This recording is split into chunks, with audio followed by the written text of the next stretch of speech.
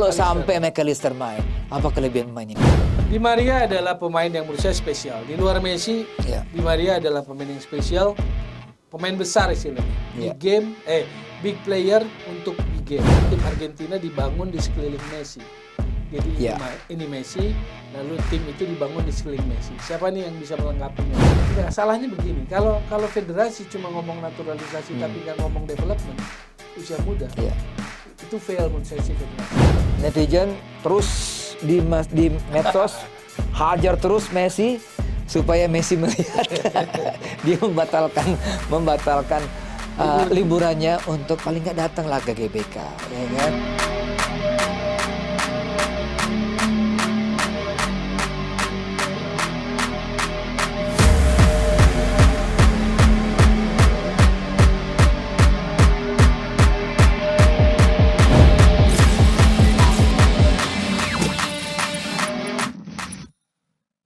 Apa kabar, sahabat Sportify? Kita ketemu lagi di acara podcast Sportify. Nah, kali ini saya kedatangan tamu istimewa. Kenapa saya bilang istimewa? Karena teman lama, teman di lapangan juga dulu. Lapangan dalam arti meliput berita-berita olahraga, dan juga teman main bola. Ya kan?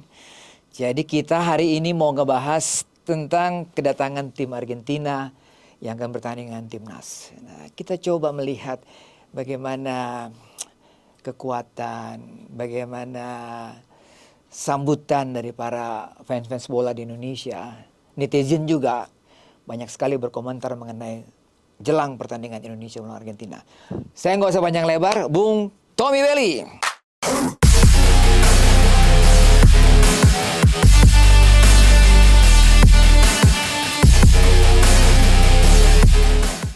Apa kabar, Bung? Sehat ya? Senior. Bung Toel. Saya seniornya sekedar umur saja ya. Dulu Bung Toel ini sahabat Sportify, dia pemain bola. Jadi kalau dia berkomentar mengenai sepak bola ya sah-sah saja. Karena dia pemain bola. Kalau sebelumnya dengan Bung Ropan, saya sebut Bung Ropan itu adalah Persema Junior. Tapi kalau Bung Toel, Persib Junior. Tahun berapa itu ya? Nggak kesampaian, tapi main di skuad Persib ya waktu itu ya.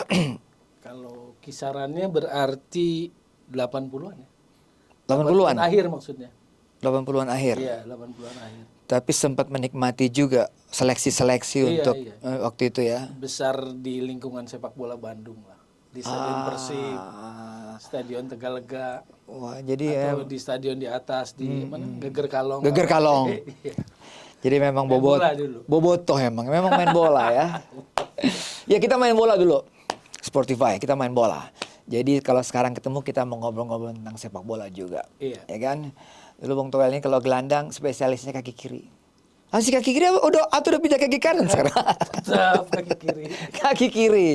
Jadi kalau passing bola-bola daerah saya disuruh lari. Jar. Aduh, dia nggak tahu lari bola-bola daerah itu kan. Oke. Bung Toel. Ya. Argentina versus Indonesia. Ini netizen sudah banyak berkomentar ya. Ya, banyak yang menyambut, tiket habis semuanya. Tentunya ada sisi positif dan ada sisi yang mungkin kurang positif. Ya, pasti dua kutub yang berbeda muncul di mana saja dalam posisi atau dalam keadaan seperti apapun. Termasuk juga kedatangan tim TNG ke Indonesia. Positifnya apa nih Bung Toel? Kalau positifnya saya lihat lebih kepada gebiarnya aja ya. Jadi momentum itu dapat, hype itu dapat, gairah itu dapat. Jadi saya ngelihatnya sebetulnya ini lebih kepada gebiar, keseruan sama fiesta aja. Kalau kita bicara Argentina datang. Right, betul. Timbang dari aspek sepak bolanya. Aspek sepak bola ini timnasnya gitu loh.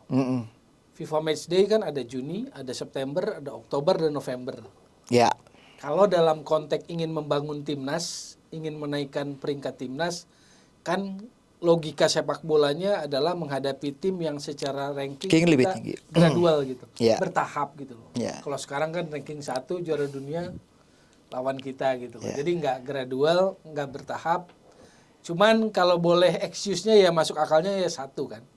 Maksudnya yang lainnya masih bisa diisi dengan pertandingan-pertandingan yang secara sepak bola menghadapi lawan-lawan yang secara ranking bertahap, gradual gitu. 100 besar, 90 besar, 80 besar. Posisi kita sekarang ada di 149. Targetnya 100 ya Bang? Iya. Target 100 nggak gampang. Ya. Karena ketat juga persaingan di sana. Maka saya bilang kalau dari sudut pure sepak bola harusnya menghadapi tim yang secara ranking kenaikannya kita bertahap. Misalnya di Juni ini 100, di September 90, di Oktober 80, di November 70-an. Tapi secara fiesta tadi Anda singgung, secara fiesta gebiarnya itu saya pikir positif dapat ya. Dapat lah. Habis SEA Games. Habis SEA Games juara. Mas langsung diambil yang hype juga. Argentina. Ya. Jadi kalau sisi mercusuarnya sih dapat lah. Wah, terutama ini karena pengurus baru juga kan. Iya. Momennya pas banget ya. Iya. Kalau sisi yang mungkin kurang positif dari ini apa? Kalau mengasah itu kan mengasah besi tapi kan kadar karatnya harus jangan jauh-jauh banget lah. Iya kan? Iya. Kalau kita lawan 100 dunia atau lawan Palestina yang 94 oke lah. Iya. Karena kemarin terakhir Palestina kan lawan Bahrain di Maret menang 2-1. Artinya calon lawan yang oke lah bisa menguji kan gitu. Iya. Karena rekor mereka pun nggak jelek gitu loh. Nah itu maksud saya. Jadi logamnya pelan-pelan kita saling mengasahnya, saling amplasnya gitu loh. Kalau ini kejauhan, jadi lebih kepada fiestanya dan lebih kepada faktor Messi-nya lah. Nah, juara dunia iya, faktor Messi iya. Iya. Nah, apakah ini suatu action atau langkah kita untuk masuk dalam istilah orang sebut dengan industri sepak bola atau sepak bola industri? Sepak bola industri kan sebetulnya harusnya di-trigger oleh kompetisi. Kompetisinya yang seharusnya secara sustain itu menjadi sebuah industri. Kalau timnas itu kan nggak secara reguler seperti kompetisi. Hanya momentum katakanlah setahun 10 kali dia punya FIFA Matchday atau ada turnamen atau ada kualifikasi Piala Asia kah, Piala Dunia kah. Jadi saya pikir kalau ini mau dibawa ke arah sana masih agak prematur. Tapi kalau mau pengurus yang baru triggernya kompetisi diberesin, nah itu industri. Iya.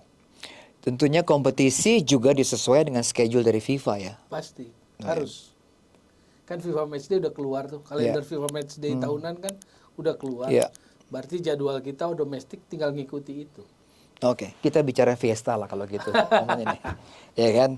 Jangan terlalu ngejelimet juga ya. Oke, kita bicara fiesta, bicara Argentina. Waduh. Tapi kan juga kabar terakhir Messi juga belum tentu datang. Tapi kan kalau dari kacamata kita sebagai orang yang suka sepak bola, Messi datang atau tidak datang, Argentina adalah tim dahsyat ya, tim yang hebat. Betul, Argentina juara dunia, nomor 1 dunia ranking. Tetapi Messi nggak bisa dipisahkan dari Argentina. Dia kan intisarinya lah, saripatinya lah di tim Argentina sekarang. Karena nggak bisa dipungkiri bahwa kemarin juara dunia di Qatar, itu kan tim Argentina dibangun di sekeliling Messi. Jadi ini Messi, lalu tim itu dibangun di sekeliling Messi. Siapa nih yang bisa melengkapi Messi gitu loh. Supaya Messi-nya maksimal, semua tim bergerak maksimal. Jadi memang nukleusnya ya Messi. Saripatinya Messi. Jadi kalau nggak ada Messi memang agak sedikit level atau value-nya menjadi agak turun Argentinanya. Jadi memang kita menunggu Messi sebenarnya. Menunggu Messi. Karena kan sebetulnya orang berbondong-bondong sampai tiket ludes sekejap begitu. Itu karena publik sosok itu. Kan pengen nonton, pengen lihat karena menjadi saksi sejarah kan. Witnessing history is priceless, ada istilah begitu kan. Jadi saksi sejarah itu sangat berharga. Nah, orang berbondong-bondong ada di situ supaya jadi bahan cerita tuh. 6 bulan setelah Argentina juara, dia bisa cerita ke anak cucunya, kita nonton, ada di GBK gitu, nonton dia langsung gitu. Kan momen itu yang diincar, momen itu yang dicari. Sehingga priceless gitu loh. Dan menariknya bahwa Messi dikabarkan akan main ketika melawan China, Australia atau China. Tapi melawan Indonesia dia memilih istirahat. Saya pikir alasan yang masuk akal ya, karena pemain-pemain top itu memang rest atau holiday itu adalah sesuatu yang sangat dipenting. Sebelum dia main di Inter Miami atau dimanapun. Ya. Jadi belakangan isunya itu mencuat dengan alasan yang menurut saya sih sangat kuat. Apalagi sangat kuat. Privilege. Kan Argentina sempat kolaps lah secara federasi dan dia mensuplai budget kan, dana kan. Jadi memang menurut saya sih positioning dia memang sangat istimewa di tim Argentina. Lalu kalau dalam tur Asia 2 kali FIFA Matchday ini dia memutuskan lawan Australia dia main, lalu off gitu, nggak ikut ke Indonesia karena alasan dia butuh rest sebelum memulai musim baru di Inter Miami. Menurut saya sih masuk akal. Karena dia juga pindah situasi ya, pindah lokasi ke Amerika, butuh adaptasi buat keluarganya gitu loh. Jadi saya pikir itu alasan yang sangat masuk akal. Iya, betul. Jadi tren kecenderungan Messi nggak datang ini makin gede nih buat publik kita. Kan tadinya kan berita-berita dari jurnalis, lalu berita dari media Argentina, lalu alasan Messi-nya. Yang kelima ini kan saya lihat Scaloni sendiri menyatakan bakal rotasi gitu di Indonesia. Iya, betul. Jadi itu kan nyambung lah. Sehingga kemudian trennya, kecenderungannya saya lihat bahwa ini kemungkinan besar Messi memang nggak ikut ke sini. Iya. Jadi sekarang sebenarnya sport friend, peranan netizen sekarang. Boom, di Twitter atau di sosmed meminta Messi hadir gitu. Mungkin itu kali ya. Tapi sehingga Messi melihat bahwa luar biasa sekali nih netizen Indonesia atau penggemar sepak bola Indonesia minta saya hadir. Iya, praktisnya. Tapi saya pikir semuanya akan sangat tergantung Argentina ya. Akan tergantung Messi dan Scaloni lah yang menjalani uji coba dulu di Beijing saat ini. Australia kan memang lawan yang paling tidak peringkatnya ada di level Piala Dunia. Ya mungkin Scaloni ketika lawan Indonesia mau kasih menit bermain buat pemain-pemain lain kan. Betul. Dia katakan seperti itu dan itu sangat masuk akal. Iya. Buat tim kita. Ya. Buat tim Indonesia tentunya. Ini pasti ada satu pelajaran yang akan diperoleh melawan peringkat 1 dunia saat ini. Menurut Bang Loel, seperti apa pelajaran yang akan didapat oleh tim asuhan Sintayong nanti? Lebih experience langsung ada di lapangan berhadapan dengan tim kelas dunia aja ya. Menurut saya sih itu yang paling besar gitu. Experience itu yang akan sebetulnya lebih kepada generasi senior-seniornya. Bambang Nurdiansyah pernah main sama Maradona di Tokyo. Tapi kan nggak serta-merta bisa mendongkrak gitu kan. Betul. Hanya akan jadi cerita nostalgia, sentimental bahwa mereka pernah lawan Maradona. Atau Mundari Karya pernah disuruh ngawal Maradona gitu. Sampai mungkin ngos-ngosan nggak pernah berhasil juga kali gitu kan. Mundari Karyanya masih ada sekarang. Ya mungkin seperti itu aja kurang lebih gitu. Maka mereka sangat mengharapkan ada Messi kan. Karena kesempatan itu jarang. Kalau buat penonton aja adalah sebuah momen yang berharga, apalagi buat pemain. Menurut saya sih melihat itu aja tuh. Melihat gestur, melihat pergerakan di lapangan itu yang mungkin berharga. Apa istimewanya Argentina sekarang ini sebagai juara dunia? Menurut Anda, very perfect team atau seperti apa? Enggak sih, kalau dibilang perfect team enggak. Tapi kemarin menjadi tim yang sangat efektif di Piala Dunia kemarin. Efektif? Iya, pertamanya dia pakai Lautaro Martinez. Tapi kemudian ketika Lautaro Martinez juga ada persoalan ankle waktu di Qatar. Nggak maksimal, akhirnya diganti oleh Julian Alvarez kan. Nah, Julian Alvarez ternyata bermain lebih baik dan membuat tim bergerak lebih bagus. Termasuk support untuk Messi-nya jadi lebih enak. Papu Gomez juga jadi cadangan. Di pertandingan pertama lawan Arab main full tuh. Papu Gomez, Angel Di Maria, lalu asalnya Lautaro Martinez. Tapi belakangan jadi berubah. Jadi 4-4-2 diamond atau kadang 4-3. Fleksibilitasnya. Kalau kita bicara teknikal ya. Menurut saya sih efektif aja ini tim. Bukan tim yang sempurna atau apapun, bukan kategori itu loh. Saya masih ingat 2010 kita berhadapan dengan Uruguay ya. 2010. Dari Uruguay. Sesudahnya ya, sesudah Piala Dunia ya. Sesudah Piala Dunia. Uruguay. Waktu itu semifinalis. Yes. Ya, semifinalis. Pelatihnya Tabares. Yes. Hampir semua pemain top hadir dan main waktu itu. Yes. Suarez, Cavani, Pereira, Forlan juga main. Lugano. Kipernya juga yang Iya, kan? betul. Dan waktu itu pertandingannya yang saya perhatikan, mainnya serius banget Uruguay. Mainnya bukan main sekedar entertaining. Apakah kita harus seperti begitu, bobolin Argentina dulu seperti Boas? Boas bikin gol pertama loh waktu lawan Uruguay itu, Bung Toel. Umpan dari Bambang Nurdiansyah, lolos, bikin gol. Tapi setelah itu Uruguay ngamuk ya. Ya. Kira-kira kebayang nggak lawan Argentina nanti bisa lah seperti itu, sehingga hipnya tuh di GBK keren gitu loh. Iya, jadi yang pertama timnasnya jangan parkir bus menurut saya sih. Jadi gunakan kesempatan lawan tim sebesar itu untuk berani main bola juga. Berani main bola itu berani pegang bola, berani build up, berani naik gitu loh. Jangan hanya concern pada hasil lalu parkir bus. Hilang bola retreat, turun ke bawah gitu. Jangan. Menurut saya sih kesempatannya akan jadi hilang. Kesempatan mengambil manfaatnya hilang. Karena kalau bicara head to head ya memang kan levelnya. Iya, betul. Nah, maka kesempatan untuk ambil itu gunakan sebaik-baiknya main bola yang enak aja. Kalau mereka pun pasti nggak mau rugi sih, nggak mau rugi kalah. Karena resiko kehilangan poinnya kan gede banget, 9,5. Kalau menang pun mereka kan cuma kecil, 0,45 gitu loh. Jadi mereka pasti akan menang, cuma tingkat keseriusannya mungkin yang mereka akan atur aja kali. Tapi waktu itu memang Cavani dan Suarez hat-trick loh. Masing-masing hat-trick. Skor akhir 7-1. Yang ditunggu kita kan cuma apakah kita mampu bikin gol nggak kan begitu Nah, aja kan? itu dia. Jadi kalau kita bisa bikin gol pertama, bakalan rame itu. Kalau ya. Iya. Kalau kipernya Emiliano Martinez, bek kanannya Montiel gitu. Oh iya. Molina, Romero main juga di situ. Otamendi, Acuna gitu. Main nggak itu formasi itu? Nah, kalau tadi Anda singgung bahwa pelatih Argentina akan memasang lini kedua, kayaknya ya pemain-pemain yang kita lihat gemerlap di Piala Dunia itu bakal nonton di bangku cadangan mungkin ya. Dia kasih kesempatan Garnacho mungkin kan. Iya. Dan pemain-pemain lain yang baru dapat yang dari Brighton tuh. Ada Julian Alvarez, ya Alvarez kan? masih perayaan kali sekarang kan. Nggak ikut kali ya? Bersama City. Namanya ada. Termasuk dalam skuad yang dipanggil ikut serta.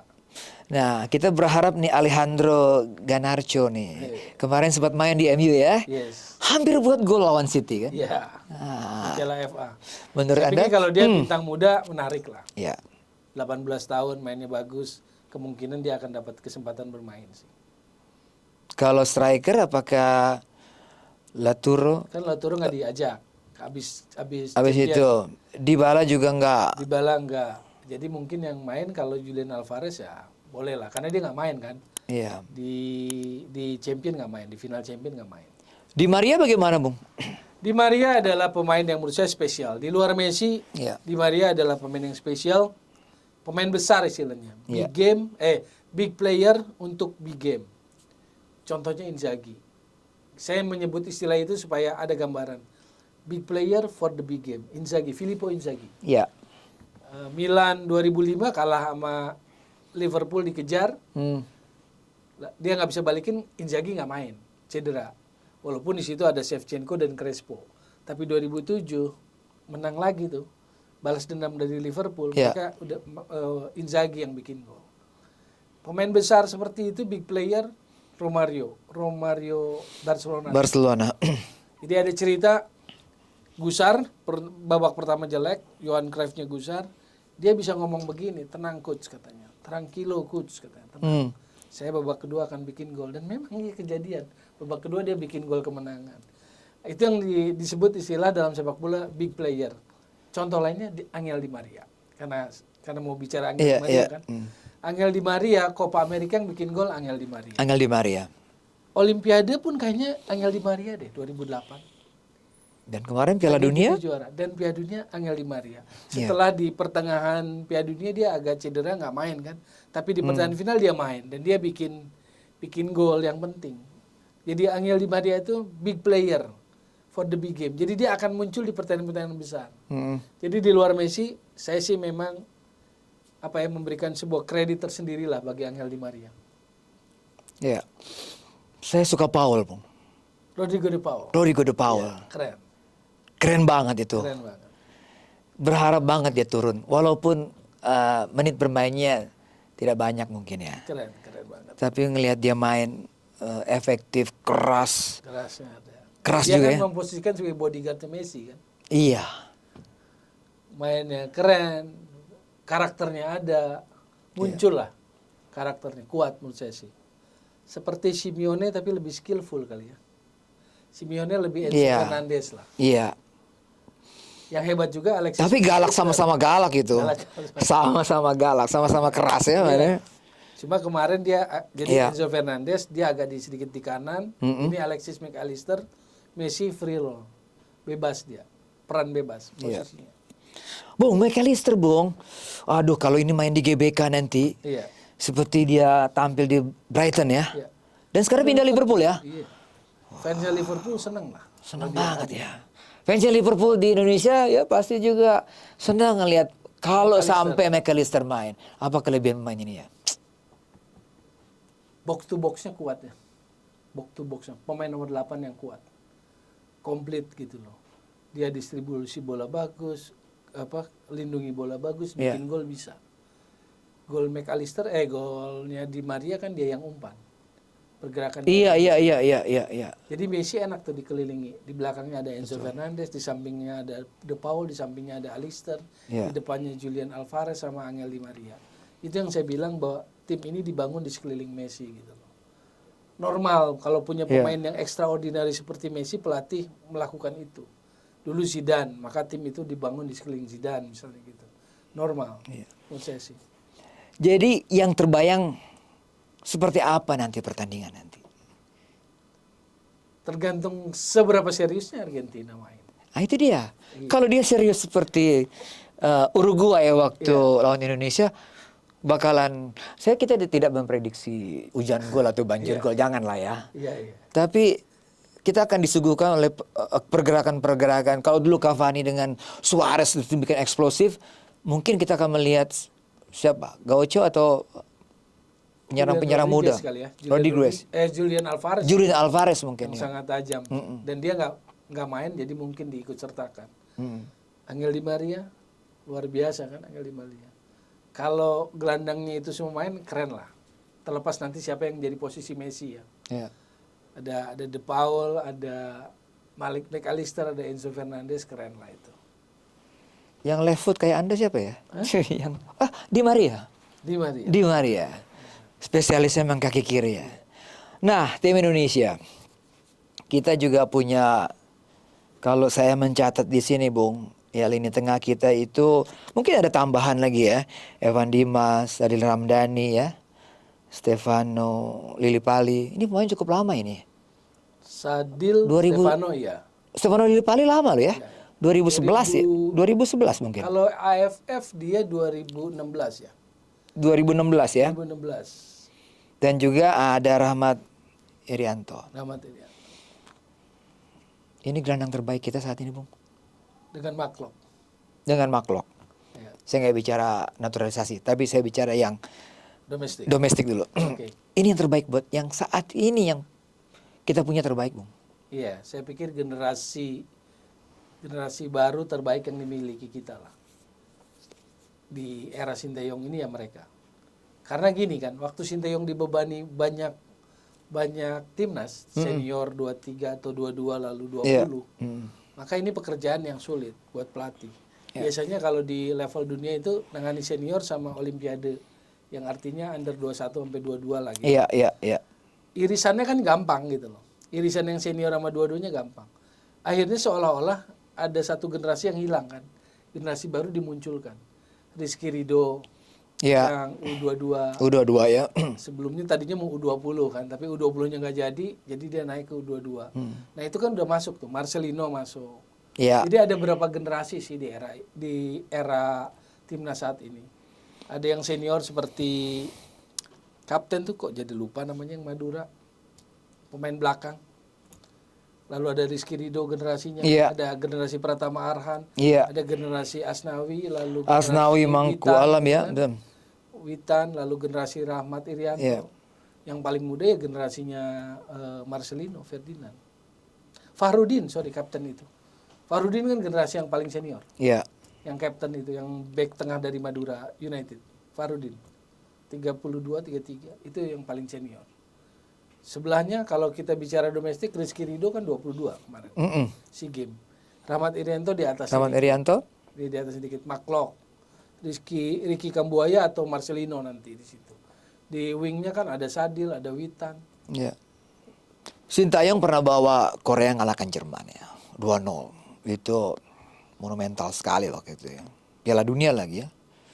Nah, sekarang dia punya kesempatan lagi bertemu dengan Argentina. Tapi beda tim. Bukan Korea tapi Indonesia. Kira-kira nih racikan kayak gimana nih ya? Saya juga masih belum tahu seperti apa yang akan terapkan oleh Sintayong. Bung Toel punya gambaran kali. Kalau Korea ketemu Jerman kan di penyisihan grup 2018 Iya. pertandingan yang menentukan lah. Maksudnya dalam Piala Dunia itulah putaran final. Ya, Maka Korea waktu itu kan main defense kan. Counter attack, 2 golnya counter attack. counter attack. Dan dia punya Son Heung-min yang memang sangat speedy kan, sangat speedy dan kuat gitu.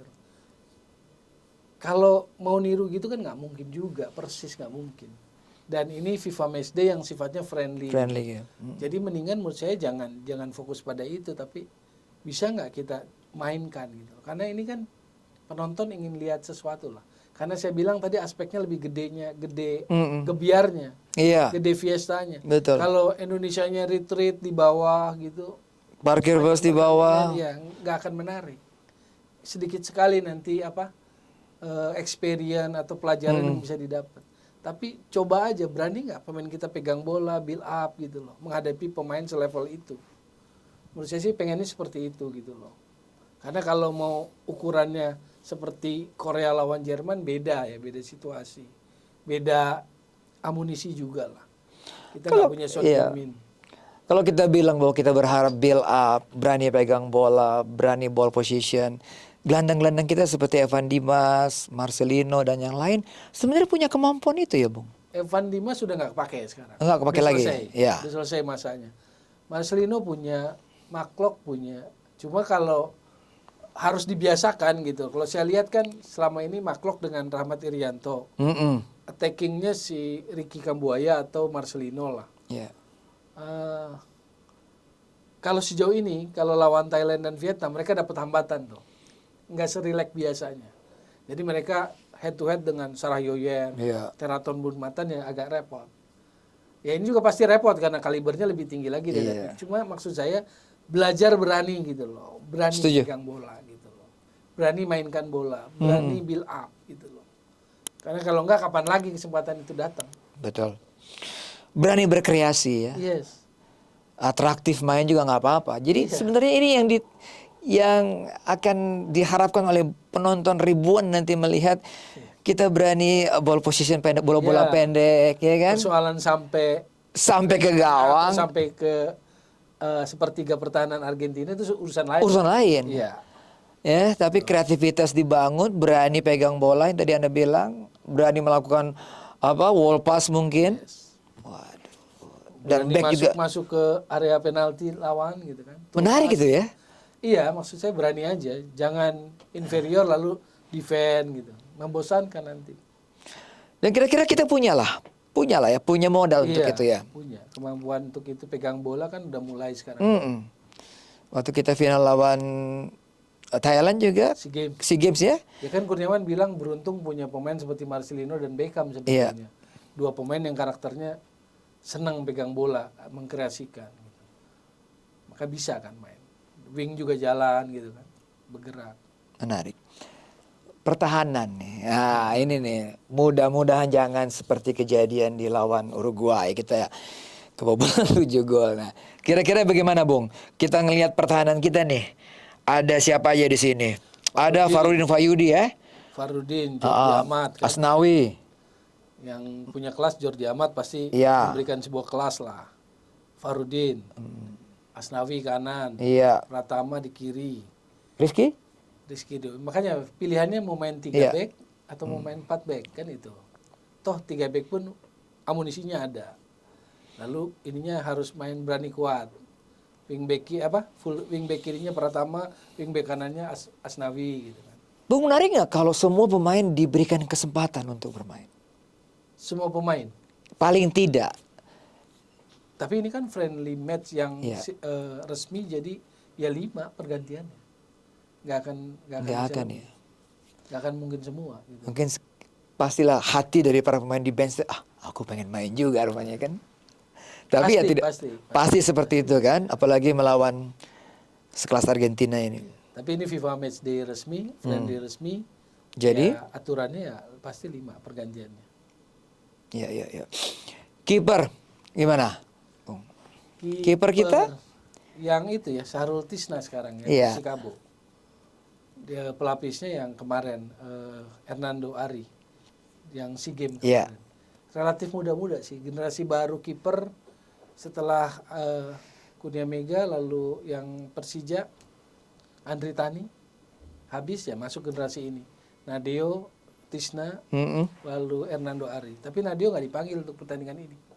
Yang dipanggil penjaga gawang PSM ya, Reza. Ya. Bung Toel punya komentar mengenai pemain naturalisasi. Naturalisasi ini kan permintaan Sinteyong ya. Artinya kalau secara aturan administrasinya harus ada darah Indonesia tuh. Iya. Maksimal dari kakek nenek katanya. Iya. Oke, itu firm. Berarti syarat berikutnya adalah teknis. Berarti ketika masuk di proses berarti sudah di-ACC soal teknis ya kan. Iya. Yang meng-ACC itu berarti Sinteyong. Cuma belum kelihatan kan, belum semua dapat kesempatan main. Yang sudah main itu Jordi Amat. Kalau Jordi Amat sih menurut saya sih oke lah. Penambahan yang cerdas untuk lini belakang. Modern center back lah. Center back ya. Pengalaman La Liga kan. Iya. Mainnya banyak, lalu sekarang main di JDT, di Liga Champion Asia juga. Yang belum kelihatan, yang belum sempat main kan Son Patinama, Sandy Walsh juga cedera lagi. Jadi belum kelihatan tuh. Yang muda-muda, yang baru, yang tadinya proyeksi U20, ya dilihatlah sebagus apa gitu. Ivan Jenner, Rafael Struijk. Iya. Iya. Belum ini. Belum dapat kesempatan, jadi belum bisa lihat publik bola. Kalau Jordi Amat sudah kan. Secara personal Anda setuju dengan naturalisasi? Seberapa banyak? Enggak, salahnya begini. Kalau federasi cuma ngomong naturalisasi tapi nggak ngomong development usia muda, Iya. itu fail menurut saya sih federasi. Timpang ya. Iya. Kalau naturalisasi hanya 3, misalnya dari 23, 2023. itu masih masuk akal. Karena secara persentase nggak mengambil semua gitu loh. Ya misalnya dari 23 skuad timnas, 3 naturalisasi masih masuk akal. Nggak isu yang nggak harus dalam posisi saya di ujung gitu loh. Pro atau kontra gitu loh. Menurut saya sih naturalisasi. Tapi kalau kualitas seperti Jordi Amat itu kan jelas menambah. Iya. Yang lainnya kan belum kelihatan. Jadi kualitas teknik pun jelas menjadi syarat utama selain Pasti. dia punya garis keturunan Indonesia. Sejauh ini kita cukup entah itu di klub atau di timnas lah ya. Lihat pemain-pemain naturalisasi mumpuni secara kualitas. Baru Jordi Amat yang kelihatan. Baru Jordi Amat. Tapi Sandy Walsh kan ada di level yang bagus juga lah di Belgia main Iya. kan, di level 1. Son Patinama juga. Hanya memang tinggal diujikan di tim nasional nih, dipadukan bisa main. Yang lainnya belum. Striker, tapi kalau semua posisi itu yang menyedihkan. Bayangin nih kalau semua diisi oleh naturalisasi, kan berarti ada yang salah dengan sepak bola kita gitu. Iya. Kalau untuk shortcut mungkin oke lah. Makanya ini kan sebetulnya nggak dipahami adalah kalau kita ingin bangun sepak bola yang berkesinambungan, sustain gitu, ya harus dikerjakan PR-nya gitu. pembinaan usia mudanya, kompetisi usia mudanya, Setuju. kompetisi seniornya juga yang benar. Iya. Lalu itu menjadi link up yang bagus gitu loh. Tapi kalau hanya mikirin satu periode dan pengurus itu butuh glorifikasi, ya akhirnya larinya ke naturalisasi. Dan itu yang dibilang instan kali ya. Ya. Kan satu periode 4 tahun, saya butuh glorifikasi, saya butuh pencapaian timnas, push di situ kan. Ya. Tapi ininya kan nggak pernah naik gitu loh. Kompetisinya bisa menjadi ini. Oke. Akan jadi problem terus menerus gitu loh. Iya. Kita punya penyerang ya. Penyerang kita sekarang tuh yang muda-muda Dimas juga Derajat, nih. yang senior ya. Iya. Dimas Deddy Derajat. Sulistiawan. Iya. Irfan Johori? Irfan Johari nggak dipanggil Nggak dipanggil ya. Di uji coba ini, di FIFA Matchday ini. Sananta juga nggak dipanggil. Di Liga 1 yang paling produktif Sananta yang kemarin. Bung, Yang kita kan kemarin di SEA Games. iya. Kita pernah melihat Boas, kita pernah melihat Bambang Pamungkas, ya kan? Widodo Ciputra. Striker adalah sesuatu yang istimewa bagi sebuah tim, entah tim nasional atau klub. Anda melihat nggak sebagai pengamat melihat bagaimana quality dari striker-striker kita sekarang ini? Kita Nggak compare. kebetulan nonton ya. Iya. Nonton Widodo, nonton Bambang, nonton Boas, Nonton Kurniawan juga. nonton Kurniawan. Belum ketemu lagi yang model sini ya. Atau Peri Sandria masuk lah. Iya. Peri Sandria, Widodo, Bambang, Boas, Kurniawan lah sebelum Iya. sebelum Bambang, Kurniawan. Nggak ketemu lagi ya. Belum ketemu lagi ya. Kenapa ya, Bang? Yang karakternya kuat seperti itu. Mm-mm. Di Dimas Derajat belum kelihatan. Di Dendi Sulistiawan belum Juga kelihatan. belum kelihatan. Mungkin Sananta itu yang kemarin SEA Games yang juga diapresiasi oleh Kurniawan, sebetulnya dia punya insting gol yang bagus katanya. Ya. Hanya nama besarnya aja belum dapat kali ya. Belum dapat seperti seniornya. Tapi overall ya belum lihat yang seperti Boas lah misalnya. Sekomplit sehebat Boas belum. Bung, itu munculnya striker-striker goal getter itu munculnya selain di kompetisi yang sangat ketat dan sangat hidup, juga ada muncul dari personality ya, Bung. Ya, ya. Anda juga belum lihat itu? Belum yang sekuat yang kita sebut tadi. Belum lihat. Why, Belum lihat itu. Ya Sananta baru muncul di Liga 1 kemarin gitu. Iya, Kan butuh konsistensi, seberapa dia konsisten gitu loh. Kalau Kurniawan bilang, nih anak punya insting gol yang bagus juga, naruri gol yang bagus. Dan itu kan nggak diajarin kata Kurniawan. Itu semacam gift lah. Pemain itu untuk bikin gol gitu loh. Nah saya nggak lihat itu, belum lihat itu. Di generasi ini cukup banyak itu enggak. Boas lah terakhir yang menurut saya sih fenomenal ya. Dengan kemampuannya. Itu belum ada lagi. Wow. Depan belum ada lagi. Jadi kita masih menunggu. Egy sempat sempat dipuja-puja ya, Bung, Iya. tanda kutip ya. Sekarang nggak dipanggil sama Sinteyong. Egy. Winger lah ya, dia winger Iya. lah ya. Bukan striker tapi winger lah. Karakter seperti Kurniawan, Widodo, tadi Anda bilang Peri Sandria, Bambang Pamungkas, itu karakteristik seperti apa yang dimiliki oleh seorang striker, Bung? Oportunis pasti ya. Punya tenang di area penalti pasti itu. Iya. Keberanian nyali ada juga semuanya itu. Kalau Widodo kan lebih ini ya. Widodo itu kreator gitu, stylish lah dia. Saya pikir beda lah, kelihatan kan dari sekarang pun ketika mereka pensiun kan. Ada personality yang kuat di dirinya gitu. Peri Sandria kuat personality-nya. Kuatnya misalnya kita kecenderungannya kuatnya bandel badung gitu Peri Sandria. Iya. Widodo kalem tapi mematikan, gitu kan. Boas jenius lah. Jenius. Dengan kaki kirinya kan. Kuat. Bambang oportunis kan, terutama di area penalti. Iya. Karena gol Bambang kan banyaknya di area penalti. Iya. Siapa? Kurniawan Speed pendek itu, Bung. Bola-bola masuk ke dalam Bola-bola area masuk ke area penalti itu. Atau bahkan yang sekelas Oki Putire aja nggak ketemu lagi kan. Iya.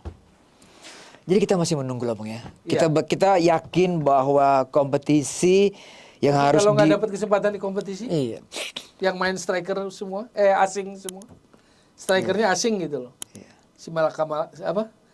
Situasi yang si Malakama ya. Kurniawan dan kawan-kawan juga pelatih kemarin SEA Games apresiasi terhadap klub yang benar-benar memberikan kesempatan anak-anak muda itu bermain. Menurut Anda? Karena memang beda.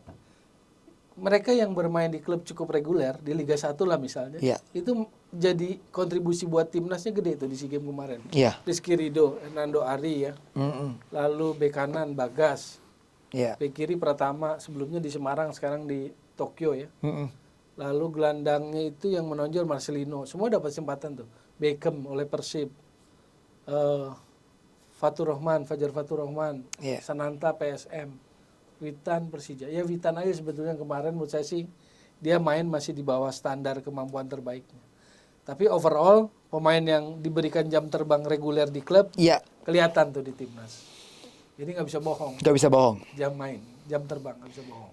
Jadi berikanlah klub sekarang, mungkin momen ini kita minta kepada klub-klub memberikan kesempatan ya Bang ya.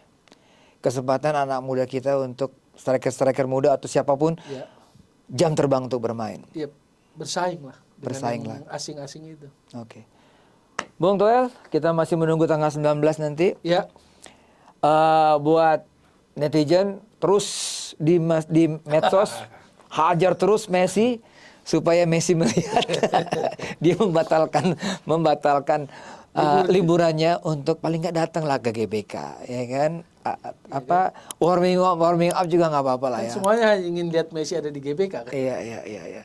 Dan buat timnas, pesan Anda Main berani aja. Jangan parkir bus. jangan parkir bus, kreatif, Iya. ya kan? Kapan lagi hadapi gelandang-gelandang selevel Argentina. Buat netizen dan penggemar bola di Indonesia, Bung, titip pesannya apa nih? Iya kalau lawan Argentina sih nikmati aja ya, Nikmati fiesta lah ya. Mungkin ngarep 1 gol dari kita mudah-mudahan bisa gitu loh. Iya. Karena itu akan jadi cerita biasanya.